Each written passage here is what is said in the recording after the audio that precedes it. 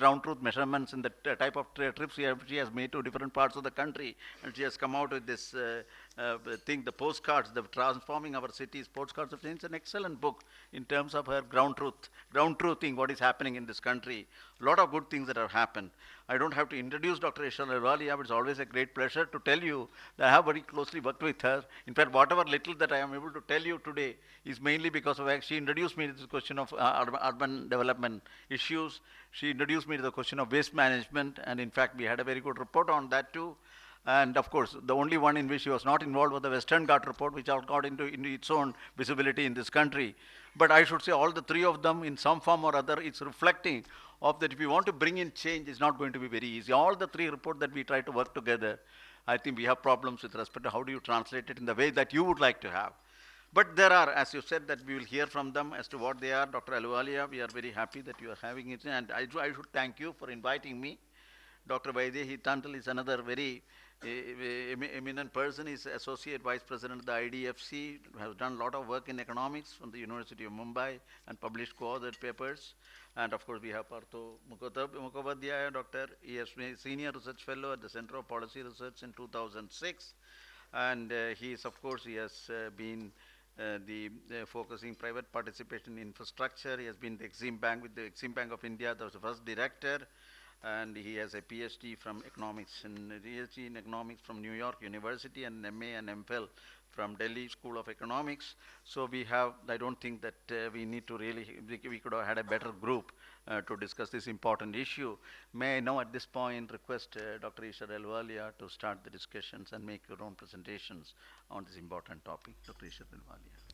Thank you, Dr. Kasturirangan. I must say we feel very honored as organizers of this conference that you agreed to come from Bangalore to chair this session, because when we talk about metropolitan governance, Mr. Sivaramakrishna, Dr. Kasturirangan, and Partho Mukhopadhyay are three people who really have been talking about this, who have actually worked on the ground. And Vaidehi Tandal, my co-author, has just a year ago received her PhD in the field of metropolitan governance, and her teacher, Professor Abhay Pethe, is also here. Abhay, please come here. I'll derive inspiration from you if I see you sitting there. I am the newest kid on the block when it comes to metropolitan governance. Come here. Even I'm having my tea. That doesn't mean anything. Yeah, now the reason I'm saying this is that I had the choice of asking Professor Pethe to write this paper here in Dr. Kasturirangan's chair. But I called him up and said, you know, I want to write this paper with your student, because I want to really understand the methodological way in which you've taught her to approach this issue, and I will bring to bear my economist training, and let's see what we can do together. And thank you, Vaidehi, for suffering me in the course of doing this paper and presentation. So here I go. I always feel the need to just traverse a few basic things just to refresh our minds, and very soon I'll come to what the issue of urban governance and metropolitan governance is. So slide number 1. Now we know that urban share of population in India is much smaller than most countries we like to compare ourselves with. 33% today compared to all these numbers that you see. The next slide. We all keep hearing about the structural transformation that Indian economy is going through. Even the minister referred to the contribution of the urban sector in GDP, and what are the implications of this structural transformation, which is pointing to even larger share of industry and services. Faster growth of GDP will have to come from industry and services, which will be located in urban space to garner the economies of agglomeration. So do we really have our cities with those kinds of economies which will attract the investment? Will we be able to generate the investment climate in our cities in order to really have the benefits of agglomeration. The next slide. This point was made by Debulina, but I think it's very important for us to remind ourselves of this.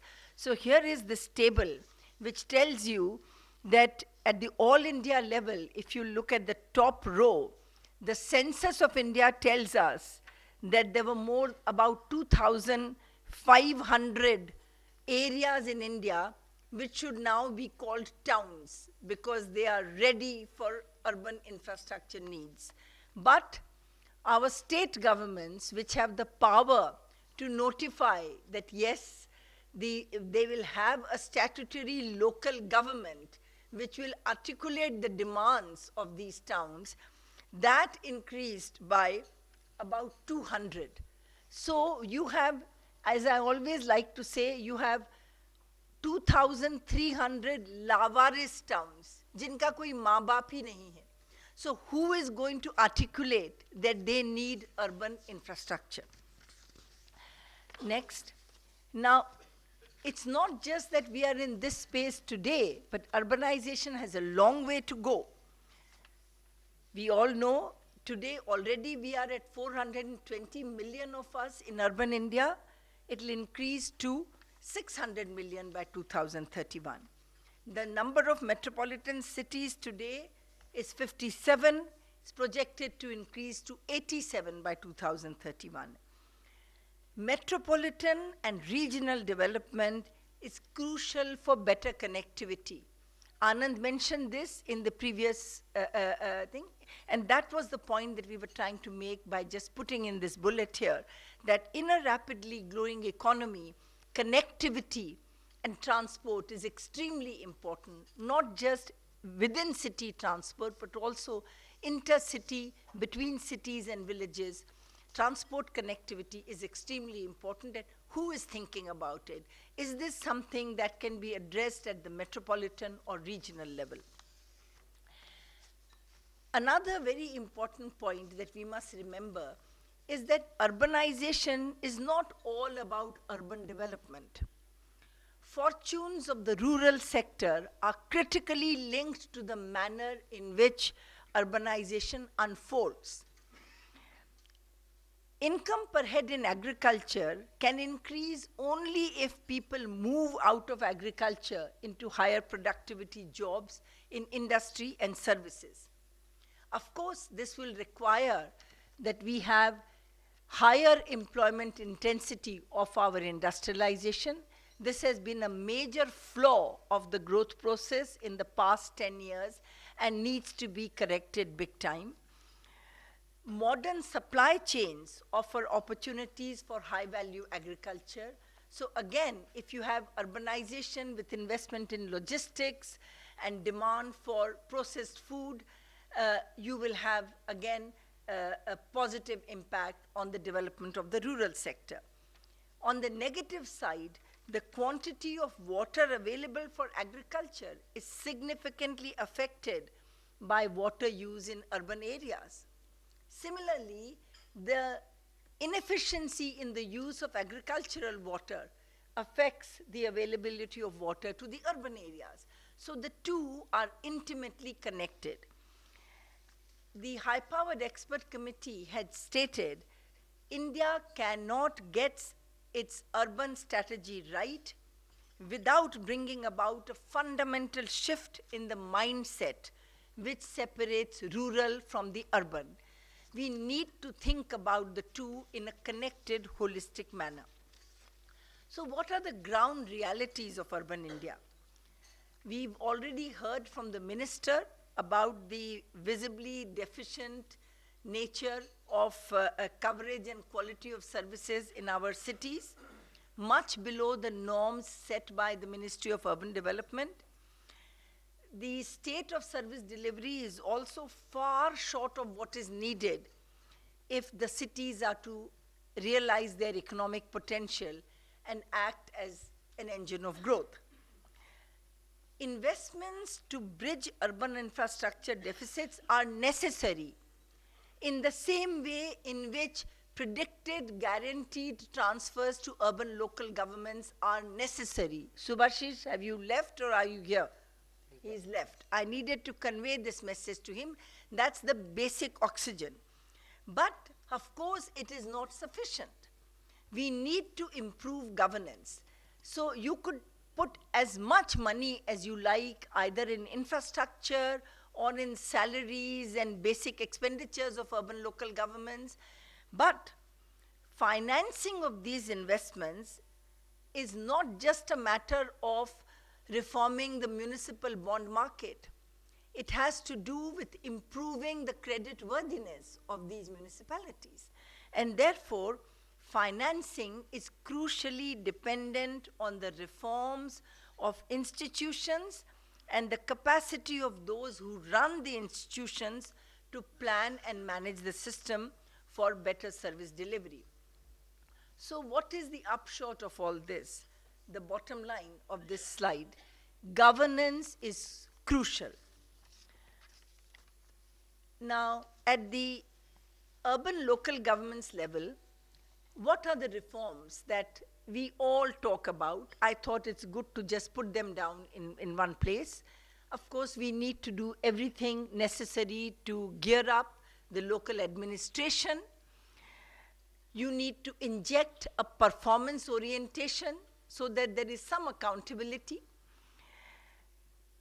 We need to encourage the use of innovative practices of e-governance, and by e-governance, I don't mean just e-governance in the interface between users and deliverers of service, but e-governance to bring about improvement in efficiency of service delivery, like SCADA for water usage, and GIS, all kinds of high technology inputs in order to facilitate better administration and management of urban programs and projects. And how do we build financial resilience of urban local bodies? We empower these urban local bodies with exclusive taxes, which came up in the last session. They mobilize own revenue, including reform of property tax regime. They have the authority to levy user charges to cover O&M costs. They use the land resource that they have, they tap into that in order to leverage it to unlock land value and finance urban infrastructure. And because I'm only talking of reform of urban local governments here, we have not actually put down the predicted and guaranteed transfers. But again, I want to highlight that that's the basic oxygen which they need, and we should not undermine, or we should not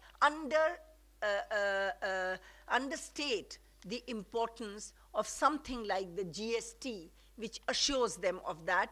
And then they need to improve their administration, their governance, management, and own revenues, and all the rest of it. So that's on the reform of administration of urban local governments.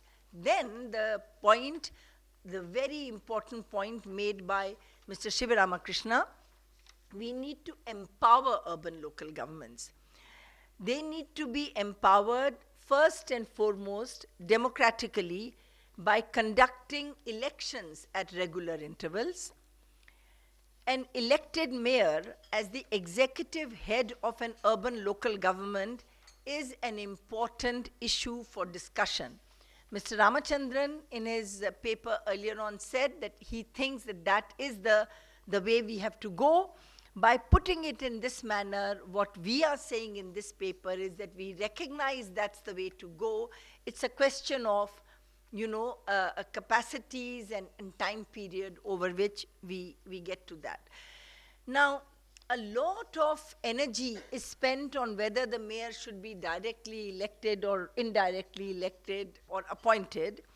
But much more important than the issue of direct election of mayor is the issue of the powers of the city government relative to the state government. Do we allow local self-government, the point that was made, or do